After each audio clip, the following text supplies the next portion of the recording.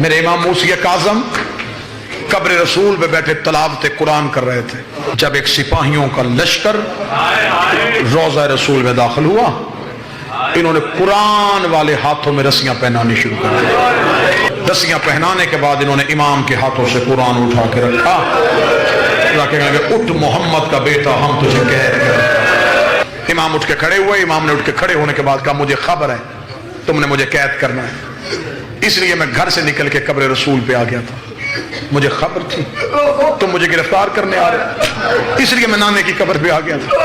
ایک سپاہی آگے بڑھ کے کہا تجھے خبر تھی تو گھر میں کیوں نہیں رہا، تو باہر کیوں آ گیا؟ جو امام نے جملہ دیا گھر میں بھی یاد آئے تو رونا۔ امام رو کہتے ہیں ہم سے روز روز دروازے جلوائے نہیں جاتے، ہم سے روز روز گھروں کو آگ نہیں لگوائی جاتی، اور میری بیٹیاں میرے گھر میں ہیں، میں گھر میں ہوتا تو میرے گھر آ جاتا۔